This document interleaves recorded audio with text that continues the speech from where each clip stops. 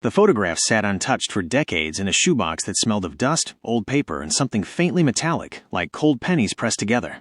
It showed a little girl standing alone in the summer of 1945, just weeks after the war ended. She was no older than 6. Her hair was neatly tied with a ribbon. Her dress was clean, pressed, and far too formal for play. In her arms, she held a cloth doll with button eyes and a stitched smile. At first glance, the photo looked harmless.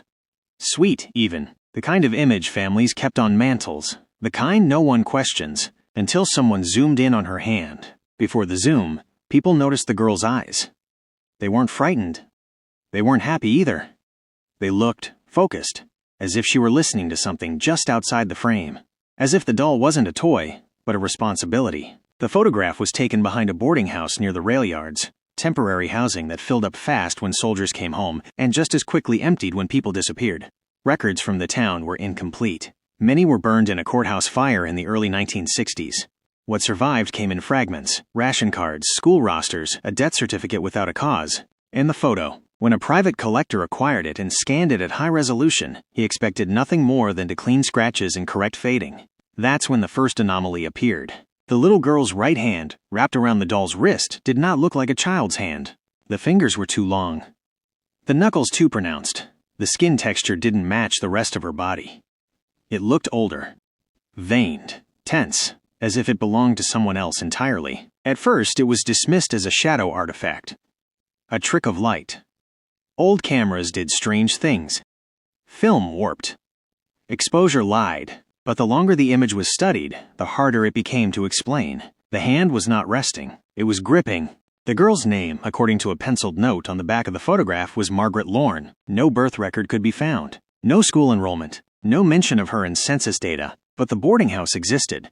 So did the photographer, a man named Edwin Hasker, who worked briefly documenting post-war civilian life. He vanished in 1946. No body was ever recovered. His last known work included 5 photographs. Only one survived. Margaret and the doll. The doll itself raised questions. It was handmade, not mass-produced. Its stitching was uneven.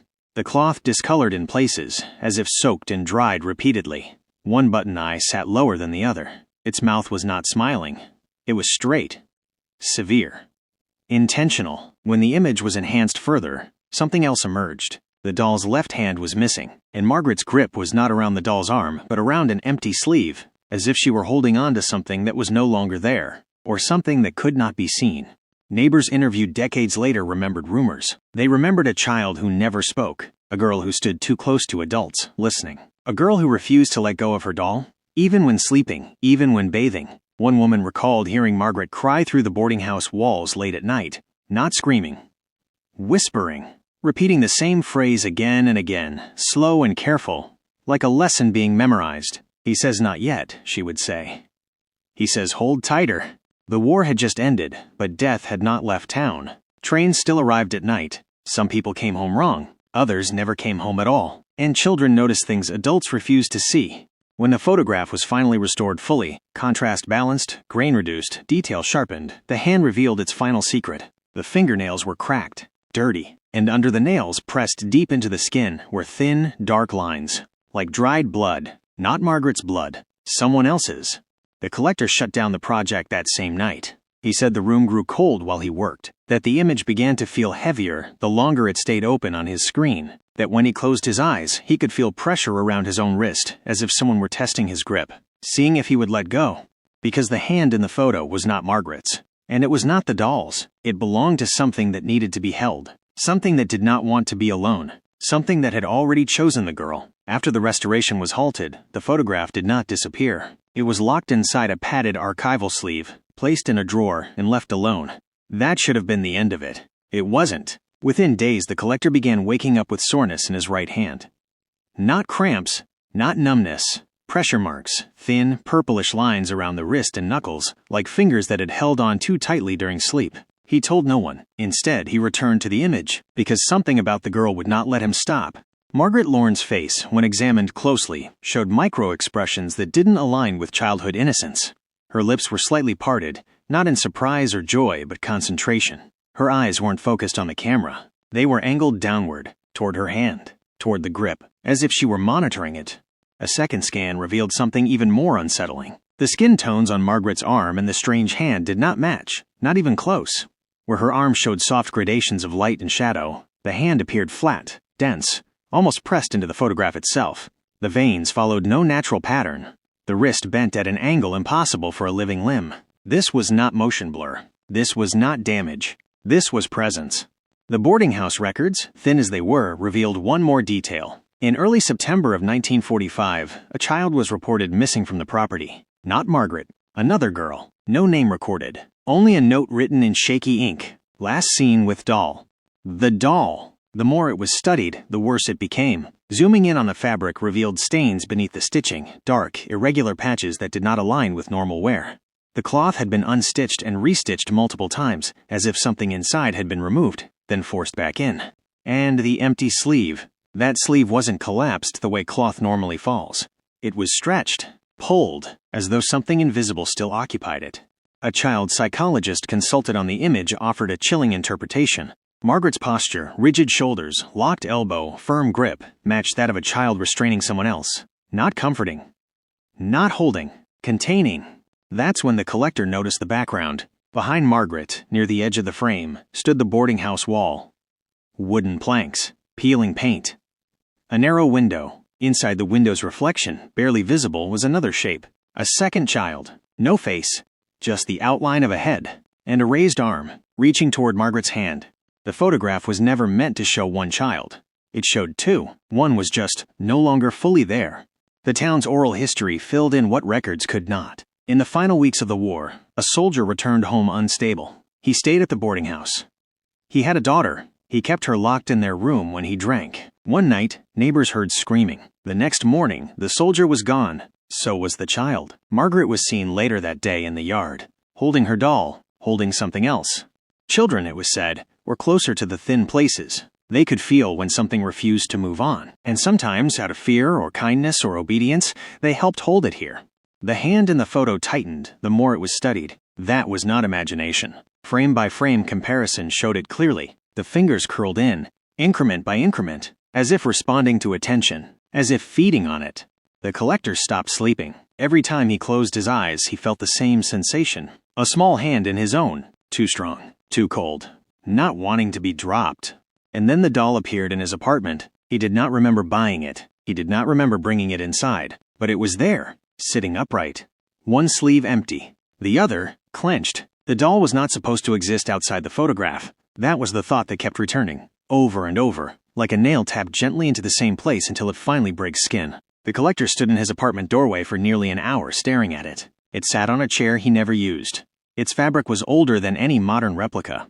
The stitching matched the photo perfectly, uneven, hand-pulled, deliberate. One button eye was lower than the other. The empty sleeve rested across its lap, limp but not collapsed. The other sleeve was clenched, not sewn shut, clenched. He didn't touch it. Instead, he searched for fingerprints. There were none. No dust disturbed. No sign of forced entry. The locks were intact. The windows closed. The only thing out of place was the doll, and the feeling in his right hand, which now throbbed as if bruised from the inside. That night, he dreamed of Margaret. She wasn't older. She wasn't younger. She was exactly as she appeared in the photograph, standing stiffly, eyes lowered, arm extended forward. But this time, there was no doll. She was holding a wrist. A grown wrist. His. Her grip was iron. And she whispered, very calmly, very carefully, like a child repeating rules. You can't let go yet. He isn't finished.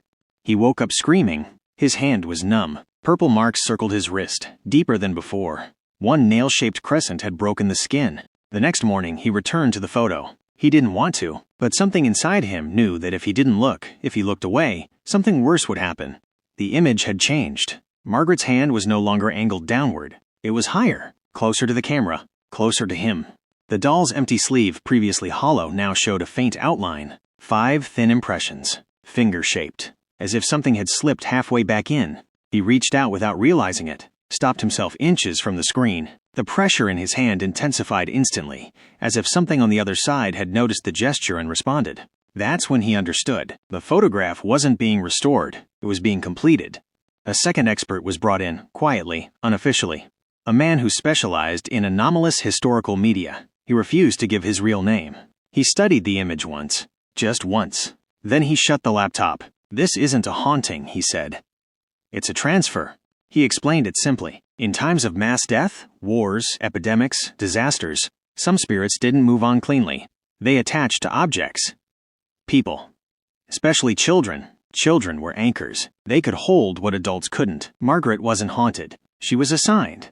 The doll was not a toy. It was a vessel, and the hand in the photo belonged to the thing inside it. Something that needed a grip. Something that could not cross over unless someone held it long enough. "How long?" the collector asked. The man shook his head. "Until someone else takes over." That night, the collector dreamed again. This time, the boarding house was full. Beds lined the halls. People lay still beneath blankets. Some breathed, some didn't. Margaret walked between them, small feet silent on the floor, dragging the doll behind her. Wherever she passed, the breathing stopped. Not violently, gently, as if permission had been given. When he woke up, the doll was closer to his bed. The clenched sleeve rested on the mattress. And for the first time, he felt fingers close around his own. By the fourth night, the grip no longer felt foreign. That realization frightened him more than the pain. The pressure around his hand had become constant, present even while awake, even while moving. Not heavy, not crushing. Just there, like a child holding on in a crowded place, afraid of being lost. He wrapped his wrist in gauze. It did nothing. The marks appeared beneath it anyway. The doll began to change. Its fabric darkened, especially around the seams. The empty sleeve no longer lay flat. It twitched occasionally, subtle enough that doubt could survive, but real enough that he stopped blinking for long stretches of time. The button eyes no longer reflected light evenly. One always seemed to watch him.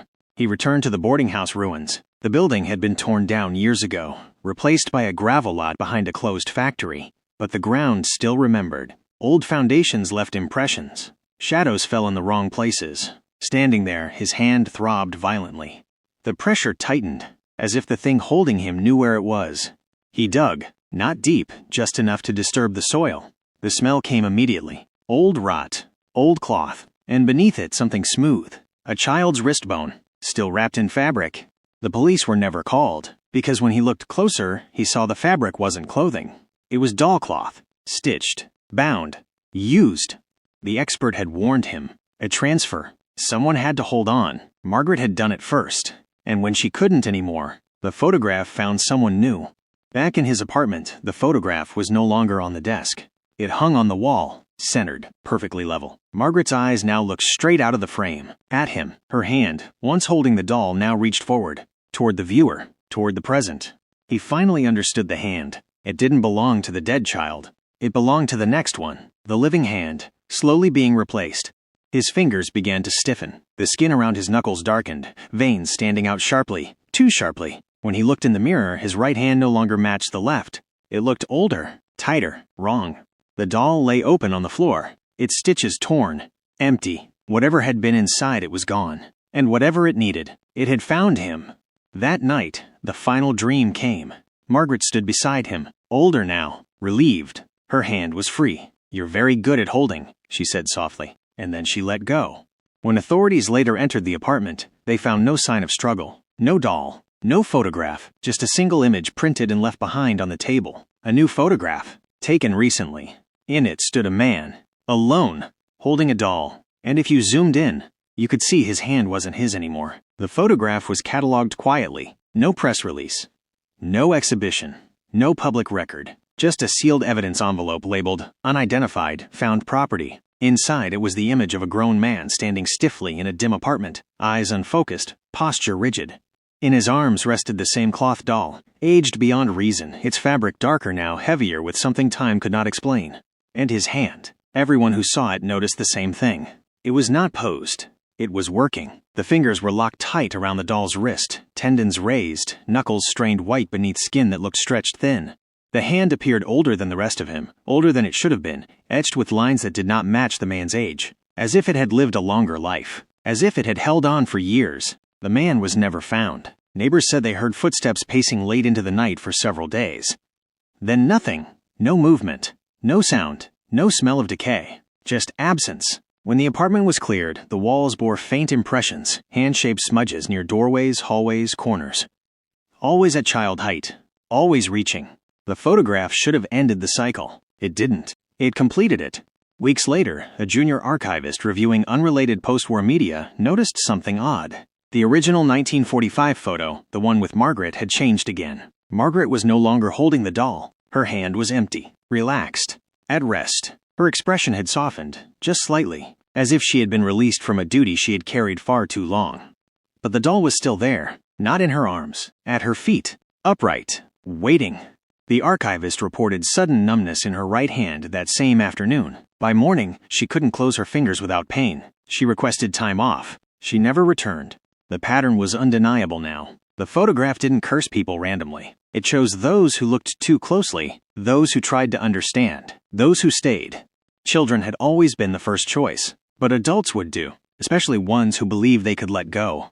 In 1945, the world was filled with the newly dead. The war ended, but no one knew where to put all the grief. Some of it stayed behind. Some of it needed to be held. And somewhere between the click of a shutter and the soft tearing sound of cloth being stitched closed, a promise was made. Not spoken, but understood. Someone will hold on, so the rest can leave. The doll was not evil. It was a tool. The hand was not monstrous. It was necessary. And the little girl in the photograph, she was not cursed. She was trained.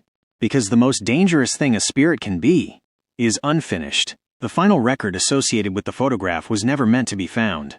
It existed only as a maintenance log entry, typed, unsigned, and buried among hundreds of routine notes. Image removed from cold storage at 2:14 a.m. Returned at 2:17 a.m. No staff present. Security footage from that night showed nothing unusual. No movement. No doors opening. No one entering or leaving. But when the image was checked the next morning, it had changed. Again, the little girl from 1945 no longer looked toward the camera. She was looking down at her hand. Empty now. The doll was gone. In its place, standing just behind her, was a shape the restorers had never seen before. Tall. Unfocused. Human only in outline. And at its side, held firmly in its grasp, was a new hand. Adult. Living. Unmistakably real. The truth became clear too late. The photograph was not a record of something that happened. It was a mechanism. A relay. A way of passing responsibility from one holder to the next. Margaret had been taught to hold the doll. The doll had been taught to hold the dead. And when the world changed, when children could no longer be asked, the image adapted. It chose anyone willing to look long enough. The last confirmed sighting of the photograph occurred during a private estate auction. No listing. No catalog number. Just a framed print leaning against a wall. A woman paused while passing it. Witnesses said she stared for a long time. Long enough to miss a bid. Long enough to reach out. She purchased nothing that day. But she left whole